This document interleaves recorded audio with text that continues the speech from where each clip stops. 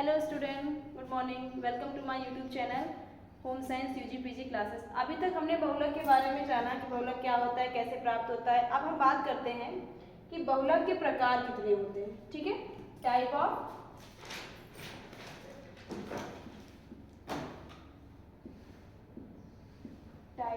Polymer. ठीक है, type of polymer. तो ये कितने प्रकार के होते हैं? बहुलक कितने प्रकार की होती है? तो ये होते हैं 3 प्रकार के। कितने प्रकार के? 3 प्रकार के। पहला आपका हो गया प्राकृतिक। ठीक है, पहला आपका हो गया प्राकृतिक, दूसरा हो गया कृत्रिम।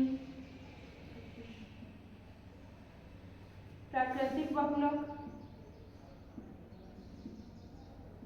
दूसरा आपका होगा कृत्रिम बहुलक, तीसरा हो गया अर्ध संश्लेषित।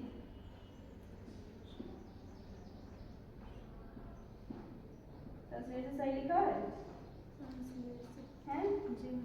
अर्ध संश्लेषित। ठीक है, प्राकृतिक बहुलक को क्या बोलेंगे?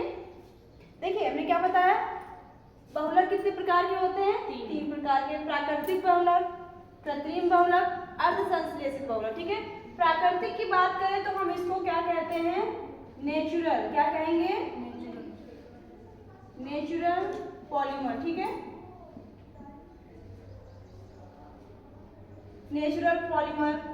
कृत्रिम की बात करें तो क्या कहेंगे? कृत्रिम को क्या बोलते हैं? Artificial polymer. ठीक है, और अगर हम अर्ध संश्लेषित की बात करें तो इसको क्या बोलेंगे? अगर हम अर्ध संश्लेषित की बात करें तो इसको क्या बोलेंगे? Semi synthetic. क्या बोलेंगे? सेमी क्या बोलेंगे? Semi synthetic. सिंथेटिक की स्पेलिंग सही है? सिंथेटिक। हाँ, सेमी सिंथेटिक पॉलीमर क्या बोलेंगे? नहीं, आप बोलिए पॉलीमर। सेमी सिंथेटिक पॉलीमर बोलिए। सिंथेटिक। हे राम।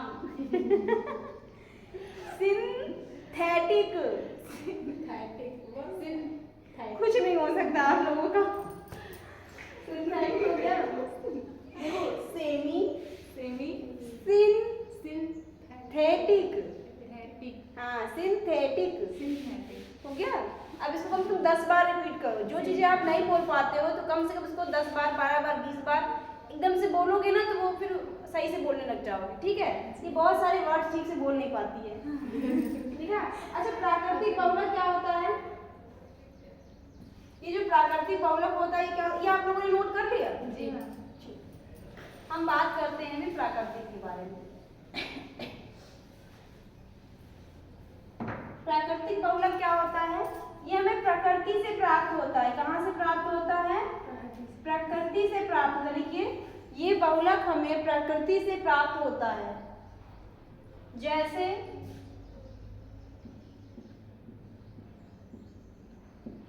ये बहुलक हमें कहाँ से प्राप्त होता है? प्रकृति से। जैसे क्या हो गया आपका? सेलुलोज,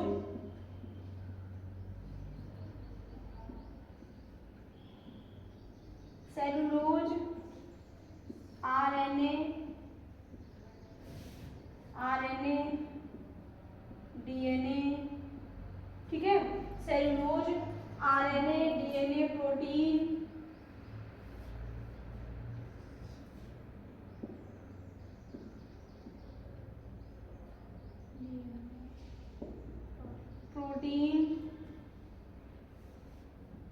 नेचुरल रबर,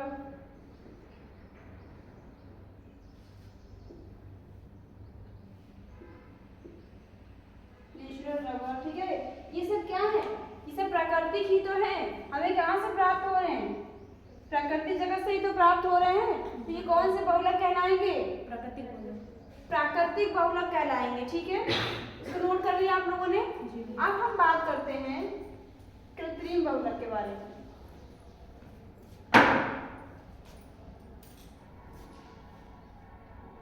दूसरी बात करते हैं इसके बारे में, कृत्रिम। अच्छा, कृत्रिम का क्या मतलब होता है बताइए। Ma'am artificial. हाँ, आर्टिफिशियल किसे कहते हैं? जो हमें किससे प्राप्त होता है? लिखिए, इन बहुलकों को लैब में तैयार किया जाता है। लिखिए, इन बहुलकों को कहाँ तैयार किया जाता है? लैब में। जैसे आपका क्या हो गया, लैब में क्या क्या चीजें बनती है? लिखिए, पीवीसी लिखिए, पीवीसी, फिर लिखिए पॉली, लिखिए पॉलीवेंसी क्लोराइड, पॉलीवेंसी क्लोराइड, पीवीसी पॉलीवेंसी क्लोराइड, इसका फुल फॉर्म है। ठीक है, पीवीसी का पॉलीवेंसी क्लोराइड जिसको बोलते हैं। ठीक, उसके बाद हमें हम क्या बनाना है? पॉलीथीन। क्या हम लैब में नहीं बनाते हैं? क्या बनाते हैं? क्या बनाएंगे? पॉलीथीन। ठीक है, पॉलीथीन हम क्या करते हैं? लैब में। लिखिए टेफ्लॉन, लिखिए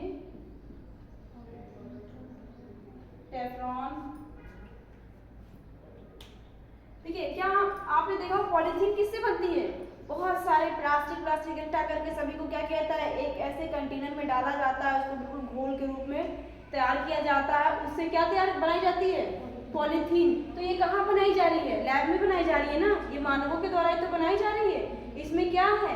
प्राकृतिक चीजों का इस्तेमाल नहीं है। इसमें किसका इस्तेमाल है? आर्टिफिशियल चीजों का यूज किया गया है। ठीक है,